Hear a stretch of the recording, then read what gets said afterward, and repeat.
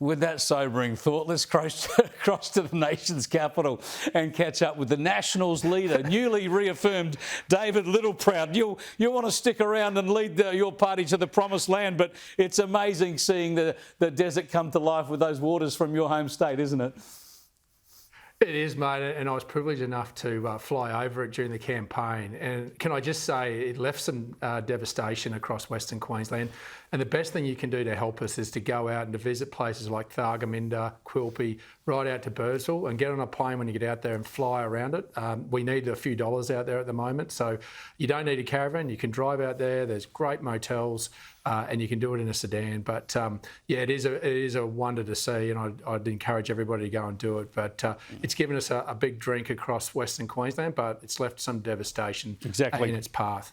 Now, get on to the devastation of the election result. It was okay for the Nats, of course. You held all your seats. A challenge against you today by Matt Canavan. Was he the only challenger, and how many votes did he get? Yeah, look, Matt was, and I think it's a healthy thing and it's a good thing. We should all be challenged. It's healthy for our democracy and our party room. We have a culture in the Nationals where we spill all the positions, win, lose or draw. And I think that's a good thing to make sure that we're better for the next time. We don't know the result, what happens in the Nationals, because there's only 20 of us. The numbers are never known apart from the scrutineers, so that everyone's protected in terms of being able to go in there and vote with confidence. And that's, I think, a healthy thing as well. But, I think it was a great contest to be able to have. And now it's time for us to come together, and we'll obviously see what happens tomorrow and then work through a process about what that looks like in engaging with the Liberals.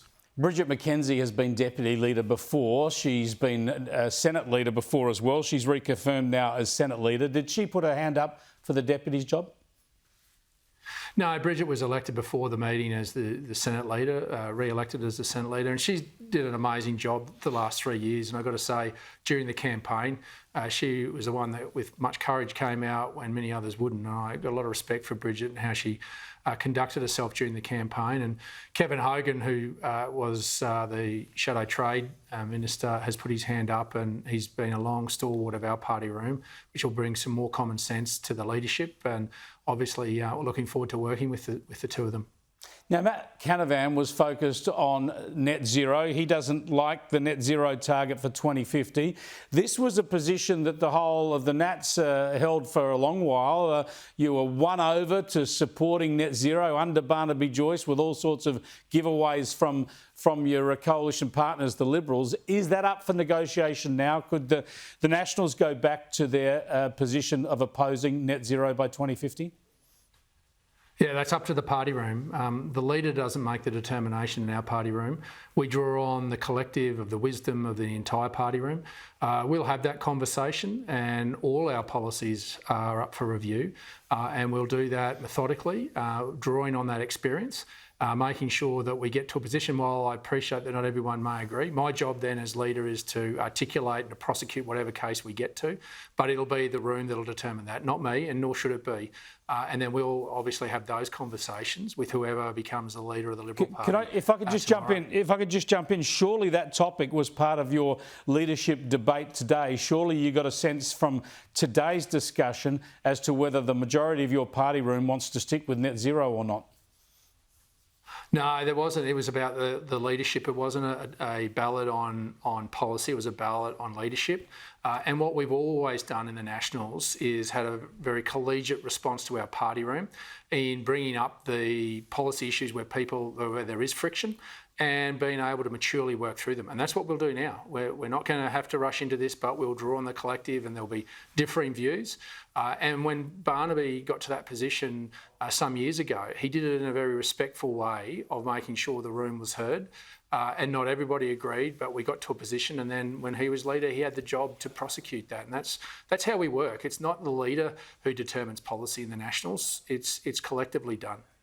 Now, you mentioned that Senator Justina Naidoo has defected from the Nats to the Libs to pursue her political ambitions. Well, the only job that you can't get to from the Nationals party room is the Prime Ministership. You get right up to being Deputy Prime Minister, as you well know. Do you believe that Justina Naidoo is setting her sights that high, and therefore you think she's going to try and switch to the lower house as well? Is she getting ahead of herself? No, well, look, that's a question for Justina to answer, but she prosecuted the no case during the no referendum, the voice referendum. And if you, in this game, and you have that ambition, then you've got to create that pathway and you've got to have the courage to take that pathway. Now, we're disappointed.